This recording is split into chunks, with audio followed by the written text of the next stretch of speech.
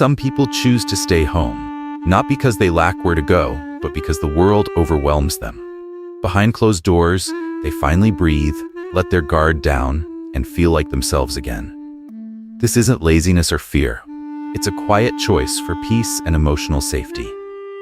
In a world that often celebrates busyness, visibility, and constant movement, choosing to stay at home is sometimes misunderstood.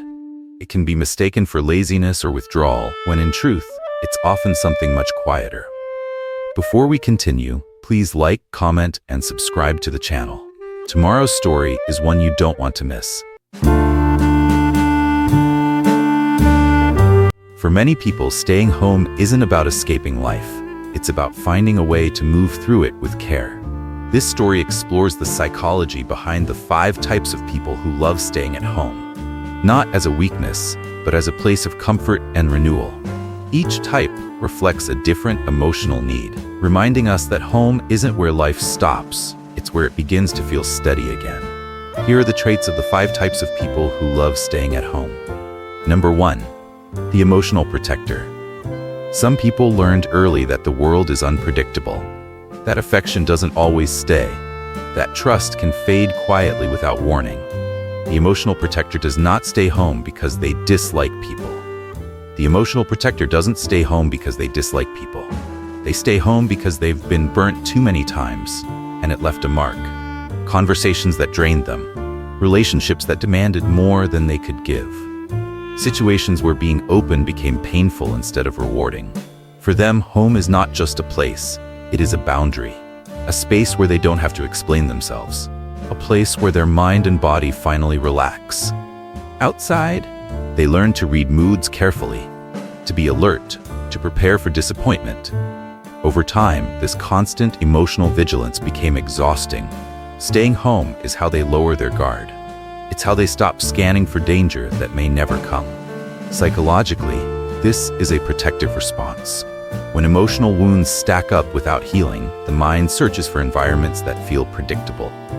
Home becomes the one space where rejection cannot walk in unannounced. This type is often misunderstood as closed off.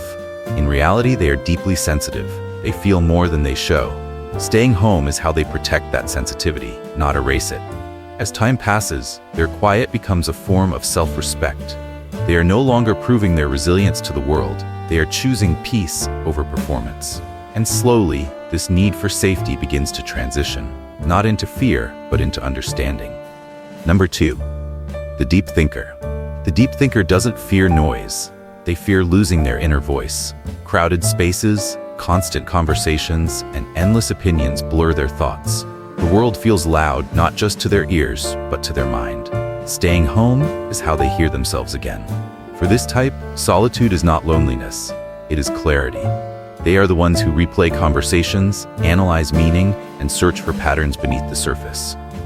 Their mind is always working, questioning, connecting, reflecting. When surrounded by too much stimulation, that internal process becomes interrupted. Psychologically, introversion is only part of the story. What truly defines the deep thinker is cognitive depth. Their brain processes information more thoroughly, which requires space and silence. Home provides that mental room. In solitude, they ask questions they never say out loud. Who am I becoming? Why did that moment stay with me? What do I actually want? This inner dialogue is where their identity forms. Staying home protects that process. It allows them to think without interruption, to feel without being rushed, to understand without needing approval. To the outside world, they may seem withdrawn, but inside, they are building something solid, self-awareness. And as their thoughts settle, another need emerges. Not just clarity, but healing. Number 3, the quiet healer. Not everyone stays home because they want to think.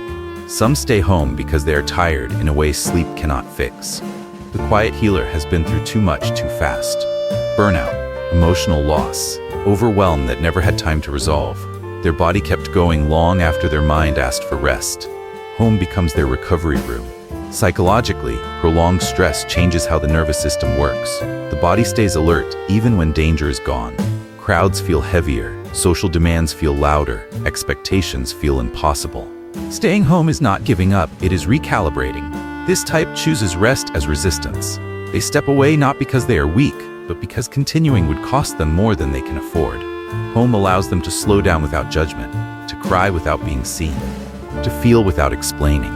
Healing, for them, is quiet. No dramatic transformations, no visible milestones, just small moments of breathing easier, sleeping deeper, feeling human again.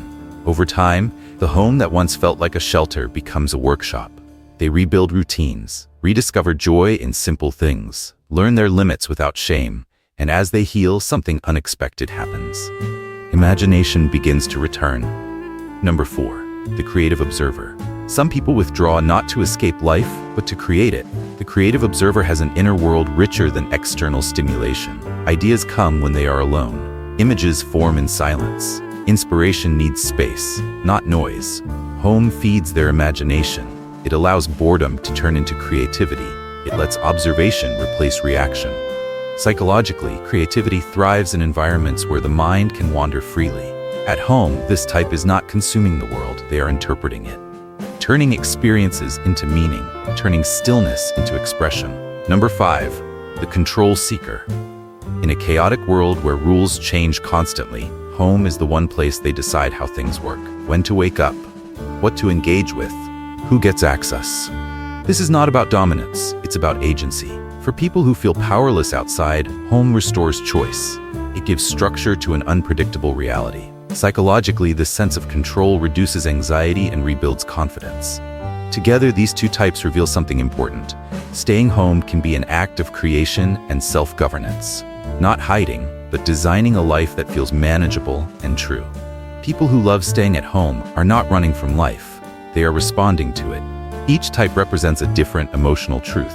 Protection, clarity, healing, creativity, control. What they all share is intention. Home is where they reconnect with themselves after being stretched too thin by the world. In a culture that glorifies constant exposure, choosing stillness is often misunderstood. But psychology tells a deeper story. Withdrawal is not always avoidance. Sometimes it is wisdom. Home is not where life stops.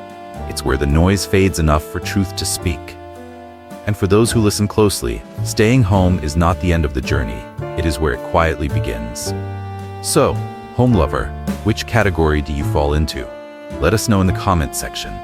Please don't forget to like and subscribe to the channel.